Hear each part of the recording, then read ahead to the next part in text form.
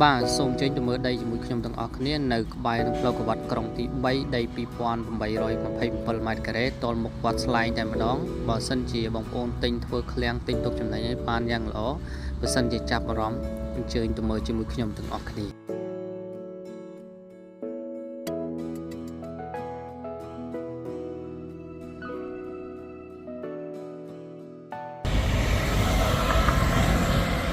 មក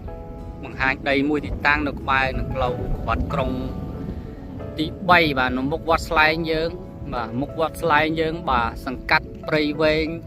ខណ្ឌដង្កោរាជធានីភ្នំពេញហើយនេះផ្លូវវត្តក្រុងបាទផ្លូវវត្តក្រុងគឺនៅក្បែរយើងនឹងតែម្ដងក្បែរដីនឹងតែម្ដងហើយនេះគឺបន្លាយបាទបន្លាយ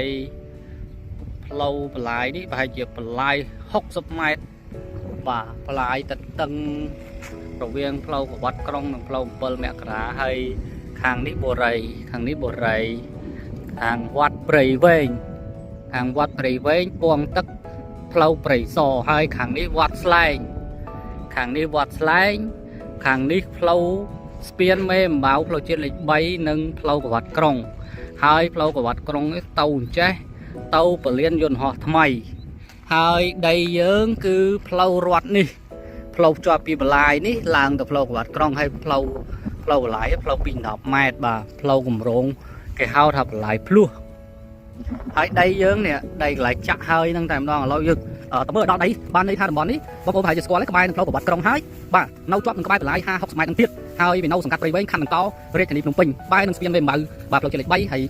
ជិះទៅទល់មុខវត្តស្លែងបងប្អូនប្រហែលជាស្គាល់ហើយដីនេះក្បាលដីបានរហូតដល់48 ម៉ែត្របាទក្បាលធំហើយផ្លូវ210 ម៉ែត្រហើយផ្លូវភ្លុះបើយើងចង់ផ្លូវវត្តក្រុងប្រហែលជា60 ម៉ែត្រហើយចុះពីបន្លាយនេះប្រហែលជា70 ម៉ែត្រអីដូចគ្នាបាទ50 ម៉ែត្រដូចគ្នាហើយដីមានពោលហើយស្រាប់ចាក់ដីហើយពេញតែម្ដងបងប្អូនធ្វើឃ្លាំងនេះចាក់ដីតាមពីនេះមកចាក់ផ្លូវនេះមកក៏បានដែរចាក់ប្រាសេថ្មមិនមកអស់លុយមិនចំនួនមិនបានដីនៅបែរផ្លូវវត្តក្រុងចេញចូលស្រួលហ្មងបាទហើយមើលផ្លូវវត្តក្រុងឡានរត់ណែននេះហើយបកគោឡូប៉ុណ្ណឹងអីចឹងមានក្បាលដីបាន48 ម៉ែត្របដោយទៅ53 ម៉ែត្រ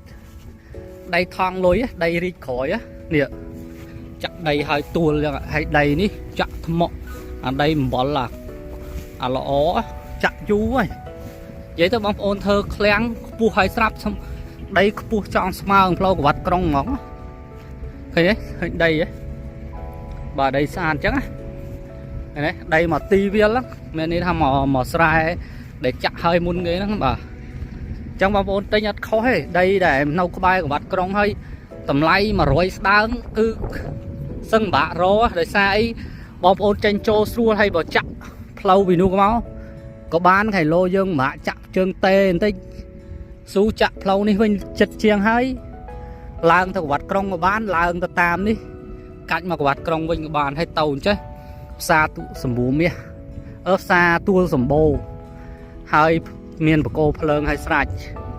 បកោភ្លើងហើយស្រាច់អញ្ចឹងនេះផ្លូវរត់ខាងមុខអញ្ចឹងដីនេះគឺប្លង់រឹងណាបាទដីប្លង់រឹងហើយតម្លៃគឺក្រោមនិយាយទៅ100ស្ដើងឯងក្រោម200